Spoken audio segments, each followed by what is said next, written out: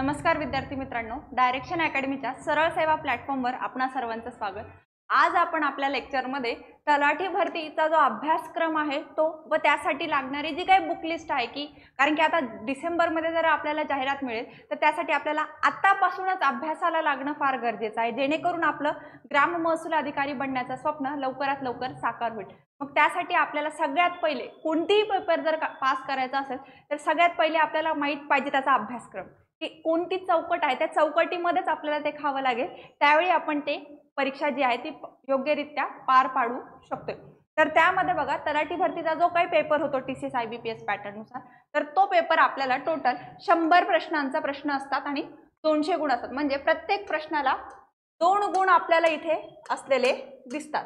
मग त्यामध्ये प्रश्न संख्या ज्या 100 आहे ते 25-25च्या रेशोमध्ये आपल्याला डिवाइड केलेली दिसते। तर त्यामध्ये पहिला घटक आहे बघा मराठी व्याकरणाचा, जो आहे आपले 25 प्रश्न आणि 50 गुणांचे। त्यानंतर असतो आपला इंग्लिश ग्रामरचा सेक्शन, जो असतो 25 प्रश्न आणि 25 गुणांचा प्रश्न। त्यानंतर अंकगणित व बुद्धिमत्ता, ज्याला आपण मॅथ रिझनिंग असं ओळखतो सर्वजण, तर त्याचे असतात जवळपास आपले तब्बल 25 प्रश्न आणि एक प्रश्न 2 मार्क, ह्याप्रमाणे आपले 50 प्रश्न तयार होतात।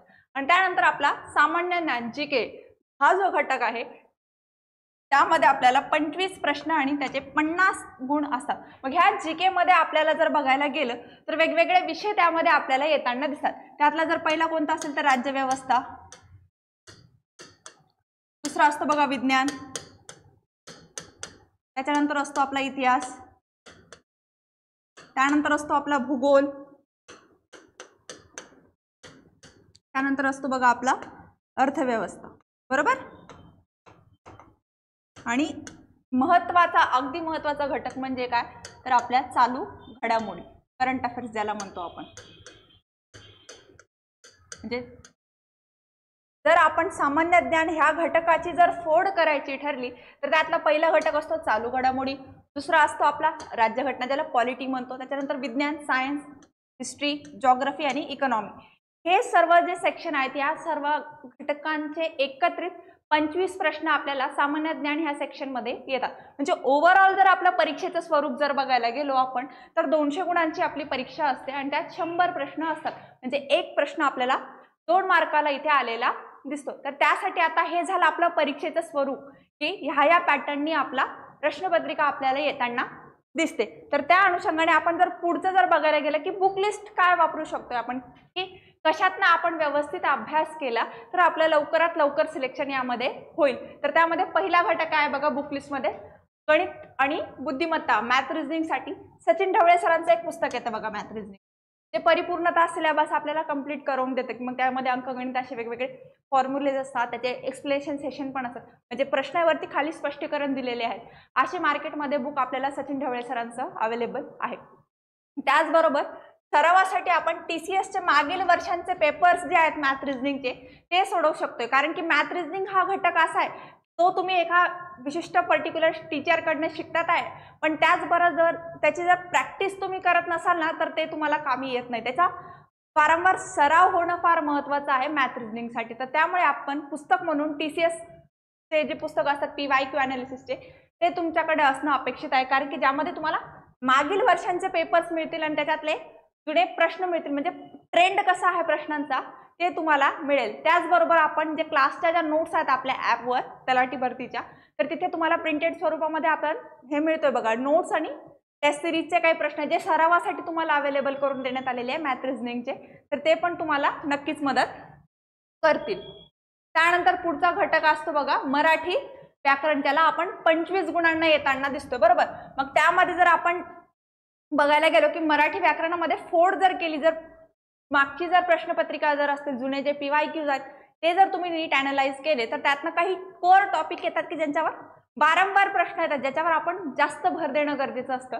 तर त्यामध्ये बघा आहेत चुकीची जोडी ओळखा, समानार्थी शब्द, विरुद्धार्थी शब्द, प्रयोग जे आहेत आपले वेगवेगळे भावे प्रयोग आहे, कर्तरी प्रयोग आहेत, हे प्रयोग कसे आहेत, त्याचबरोबर समास कसा आहे ते, त्याच्यानंतर आत्मचरित्र असतात वेगवेगळ्या रायटर्सचे लिहिलेले, मग त्यांचे ग्रंथांचे अगदी फेमस रायटर्स, अगदी तुमच्यासारखं माझ्यासारखं सामान्य लोकांनी एखादं लिहिलं आणि त्याचा विचारतील असं नाही, जे प्रसिद्ध मराठी लेखक आहेत आपले त्यांचे काही आत्मचरित्र आहेत का, चरित्र ग्रंथ आहेत का, त्याच्यावरच प्रश्न आपल्याला इथे येताना दिसतात. म्हणी आणि वाक्प्रचार ह्या घटकावर सगळ्यात जास्त इथे प्रश्न येताना दिसतात की म्हणी आणि वाक्प्रचार आपल्याला चांगले पाठ असणे, मुखोद्गत पाठ असणे गरजेचे आहेत. तर मग ते त्याच्यानंतर वाक्प्रचार व त्यांचे अर्थ यांच्या जोड्या लावा आणि विभक्ती ह्या सेक्शन्सवर आपल्याला मराठी ग्रामरवर विशेष भर येताना दिसतो. मग त्या भरासाठी जर हे सगळं सेक्शन जर आपल्याला पूर्ण करायचं असेल तर त्यासाठी आपण कोणतं पुस्तक अभ्यासायला हवं ते आपण बघूया. तर त्यासाठी बघा मोरा वाळंबे सरांचं ना पुस्तक येतं मराठी ग्रामरचं. ते ना 2 घटकांमध्ये असतो, एक भाग 1 असतो आणि भाग 2. भाग 1 मध्ये ना मराठी व्याकरणाच्या हे असतात, त्याच्यामध्ये कन्सेप्ट आहेत मराठी व्याकरण कसं आहे, आणि भाग 2 मध्ये काय शब्दसंग्रह आहे. मग त्यामध्ये विरुद्धार्थी शब्द, समानार्थी शब्द, अयोग्य शब्द, त्याच्यानंतर व्याकरणिक दृष्ट्या योग्य शब्द, शब्द दुरुस्त करून देणे, एकाच शब्दाचे वेगवेगळे अर्थ निघतात का असे शब्द, म्हणी, वाक्प्रचार, हे सगळं भाग 2च्या सेक्शनमध्ये कोणत्या मोरा वाळंबेचं जे नवं जे पुस्तक जे आलेलं आहे का ते 2 भागामध्ये आलेलं आहे बघा आपलं. आणि त्याच्यानंतर मराठी व्याकरण भाग 1 की ज्याच्यामध्ये व्याकरणाचे जे काही नियम आहेत, जे बारकावे आहेत का ते अगदी डिटेलमध्ये आणि परीक्षाभिमुख पद्धतीने आपल्याला मोरा वाळंबे सरांच्या पुस्तकामध्ये आपल्याला दिसतात.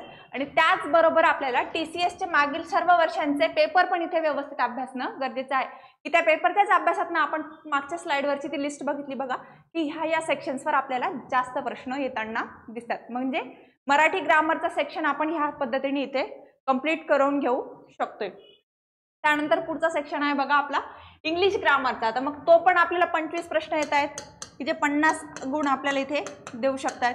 मग त्यामध्ये कोणकोणते आहेत, मग आपल्याला फ्रेजेस वेगवेगळे मिळतात, सिनोनॉमस, ऑटोनॉमस मिळतात, एररलेस शब्द आपल्याला ओळखायचा की म्हणजे स्पेलिंग मिस्टेक्स काही आहेत का शब्दांमध्ये ते आपल्याला ओळखायचे आहेत. त्याच्यामध्ये व्हॉइस आहे, प्रोव्हर्ब आहे, ॲडव्हर्ब आहे, पंक्च्युएशन मार्क्स व्यवस्थित द्यायचे आहेत का, म्हणजे इथे क्वेश्चन मार्क द्यायचा आहे की एक्सक्लेमेटरी साईन द्यायचा आहे, कोलन द्यायचा आहे की सेमी कोलन द्यायचा आहे की फुल स्टॉप द्यायचा आहे, हे सगळे जे काय आहेत हे आपल्याला ग्रामरच्या छोट्या छोट्या गोष्टी आहेत. नाऊन प्रोनाऊन कसे आहेत, वर्ब्स कसे, ॲडवर्ब्स कसे आहेत. त्याच्यानंतर मग जर बघायला गेलं तर स्पेलिंग मिस्टेकवर जास्त तिथे बघतात की एररलेस स्पेलिंग ओळखणं, वाक्य पूर्ण दिलेलं आहे त्याच्या वाक्याचा क्रम व्यवस्थित आहे का, वाक्य चुकीचं तर नाही वाटत ना ग्रामॅटिकली, हे ओळखणं, ह्या सगळ्या गोष्टींवर इंग्लिश ग्रामरचे प्रश्न आपल्याला येताना दिसतात. फ्रेजेसवर वेगवेगळा भर आहे की हे फ्रेजेस आपण मराठीमध्ये म्हणी वाक्प्रचार म्हणतो तसंच इंग्लिशमधले फ्रेजेस पण आपल्यासाठी महत्त्वाचे आहेत. मग त्या अनुषंगाने जर आपल्याला कोणतं पुस्तक योग्य राहील तर ते आहे बघा MJ शेख सरांचं एक पुस्तक मिळतं आणि पौल आणि सूरी यांचं पुस्तक मिळतं. ह्या दोन्हींपैकी तुम्ही कोणतंही पुस्तक रेफर करू शकता. त्याचबरोबर आपल्या क्लासच्या नोट्स सुद्धा आहेत बघा इंग्लिश ग्रामरच्या, तुम्हाला ॲपमध्ये मिळतील, त्या पण तुम्ही रेफर करू शकता. तुम्हाला त्यात व्हॅल्यू ॲडिशन केलेले मटेरियल्स मिळतील. त्याचबरोबर TCSचे मागील सर्व पेपर्स हे तुम्हाला सर्वच विषयांसाठी महत्त्वाचे ठरतील. जे PYQ ॲनालिसिस तुम्ही करणार त्यातनं तुम्हाला पुढचे येणारे टॉपिक्स जे आहेत इम्पॉर्टंट टॉपिक पेपरसाठी ते तुम्हाला इथून नक्कीच कळतील आणि ते कळण्याला मदत होईल आणि आपल्याला पेपरचा अभ्यास करणं एकंदरीत सोपं जाईल. त्यानंतर महत्त्वाचा घटक आहे बघला आपला GK सामान्य ज्ञान. त्यामध्ये जर बघायला गेलं तर बेसिकसाठी जर काही असेल ना तर तात्याचा ठोकळा तुम्ही पूर्णतः वापरू शकता. त्याचबरोबर तुम्हाला आपल्या ॲपमध्ये बघा सर्वच विषयांच्या नोट्स पण तुम्हाला PDF स्वरूपामध्ये उपलब्ध करून दिले, लेक्चर सोबत नोट्स पण आहेत त्याच्या, तर तिथून पण तुम्ही व्यवस्थित अभ्यास करू शकता. त्यानंतर 5वी ते 10वीचे स्टेट बोर्ड्सचे जे बुक्स आहे का ते आपल्यासाठी फार महत्त्वाचे आहेत. त्या स्टेट बोर्डमध्ये पण आपला अभ्यासक्रम कव्हर होऊ शकतो. म्हणजे तात्याचा ठोकळा, आपल्या क्लासच्या नोट्स आणि स्टेट बोर्ड हे 3 घटक जरी तुम्ही योग्यरित्या पार पाडले आणि ते व्यवस्थित अभ्यास जर तुम्ही केला तर ह्या 25 प्रश्नांना तुम्ही सहज मार्क घेऊन 50 गुण तिथे घेऊ शकता. पण हे तुम्हाला प्रॉपर कन्सिस्टन्सीने करणं फार महत्त्वाचं ठरेल. त्यामध्ये बघा 8वी आणि 11वीचं जुनं इतिहासाचं पुस्तक बरं का, जुनं ओल्ड जे आहे का आपलं स्टेट बोर्डचं की ज्याच्यामध्ये आधुनिक महाराष्ट्राचा इतिहास आहे.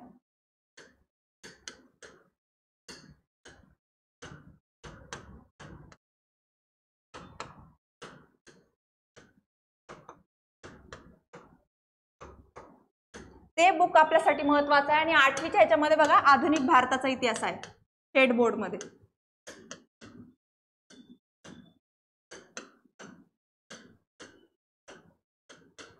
आणि त्याचबरोबर आपल्या हिस्ट्रीच्या क्लास नोट्स तुम्ही इथे वापरू शकताय. तसंच विज्ञानबद्दल जर बोलायला गेलं, सायन्स सेक्शनमध्ये जर काय करायला गेलं तर आपण 7वी ते 10वी पर्यंतची स्टेट बोर्डची विज्ञानाची पुस्तकं व्यवस्थित अभ्यासणं गरजेचं आहे. त्यातही आपला मुख्य भर 3 वर्गांवर असणं गरजेचं आहे. तर ते 3 वर्ग म्हणजे 8वी, 9वी आणि 10वी. त्याचं विज्ञान आणि तंत्रज्ञानाचं पुस्तक येतं बघा आपलं. 8वीचं पुस्तक विज्ञानाचं, त्यानंतर 9वीचं विज्ञान आणि तंत्रज्ञान येतं बघा.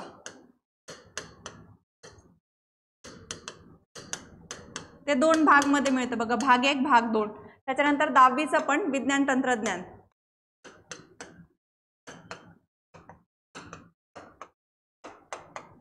हे पण 2 भाग मध्ये डिवाइड केलेलं असतं, भाग 1 भाग 2. मग त्या भाग 1 मध्ये आपल्याला 9वी 10वी दोन्ही सायन्सच्या स्टेट बोर्ड मध्ये फिजिक्स आणि केमिस्ट्रीचं बेसिक नॉलेज आपल्याला तिथून कव्हर होऊ शकते. आणि त्याच्यानंतर भाग 2 मध्ये 8वी 9वी 10वीचं बरं का, तर बायो तुमचं तिथे चांगलं कव्हर होऊ शकतं. आणि त्याच्यानंतर तुम्ही 8वीचा एक बेसिक म्हणून वापरू शकताय. मग हे वाचून झाल्यावर आपण तात्याच्या ठोकळ्यामधले विज्ञानचा जो घटक आहे, जो सेक्शन आहे तो, आणि आपल्या क्लास नोट्स असा एकत्रित परिपूर्ण अभ्यास तुम्ही विज्ञान ह्या घटकाचा करू शकता. त्यानंतर भूगोलमध्ये 7वी ते 10वी पर्यंतची जी काही स्टेट बोर्डची भूगोलची पुस्तकं आहे ती तुम्ही डिटेलमध्ये अभ्यासणं गरजेचं आहे. कारण की त्यामध्ये प्राकृतिक भूगोल, भारताचा भूगोल, महाराष्ट्राचा भूगोल, अगदी सर्व वर्गात तिन्ही म्हणजे 7वी पासून 10वी पर्यंतच्या वर्गांमध्ये आपल्याला डिटेलमध्ये दिलेला मिळतो. कारण की 7वी 8वीचा जर आणि 9वीचं जर बघायला गेलं तर फिजिकल जॉग्राफी आपल्याला आहे. आणि तेच 10वीच्या भूगोलमध्ये आपल्याला भारत आणि ब्राझीलची तुलना आहे. ब्राझीलवाला सेक्शन आपण वगळला जरी, पण भारत व्यवस्थित आपल्याला डिटेलमध्ये तिथे आलेला दिसतोय. त्यानंतर चालू घडामोडी, करंट अफेअर्ससाठी आपल्याला न्यूजपेपर व्यवस्थित हाताळणं गरजेचं आहे. आणि आपल्या क्लास नोट्स सुद्धा आपण त्या संदर्भामध्ये आपल्याला मिळतील. आणि त्याच्याशी रिलेटेड आपले जे टेस्ट पेपर्स जे आहेत आपले क्लासचे, त्याच्यामध्ये पण तुम्हाला करंट अफेअर्सचे प्रश्न तुम्हाला वेगवेगळे मिळतील. आणि त्याचबरोबर ताटाचा ठोकळा तुम्ही व्यवस्थित अभ्यासणं गरजेचं आहे. त्यातल्या प्रत्येक घटकाची जे आपले बारकावे आहेत ते व्यवस्थित अभ्यासणं आपलं काम राहील.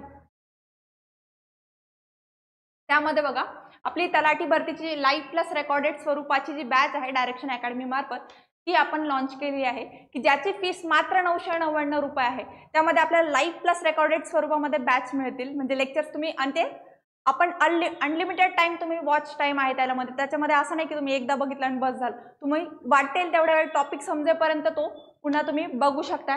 त्याचबरोबर तुम्हाला PDF स्वरूपामध्ये नोट्स पण मिळतील आणि 1 वर्षाची व्हॅलिडिटी ह्या बॅचला आपली आहे. त्याचबरोबर आपल्याला मॉक टेस्ट सिरीज सुद्धा आपल्याला मात्र 999 रुपयामध्ये अवेलेबल करून देण्यात आलेल्या आहेत. आणि कारण की आता लवकरच डिसेंबरमध्ये जाहिरात येणार म्हटल्यावर आपल्याला लवकरात लवकर अभ्यासाला लागणं फार गरजेचं आहे.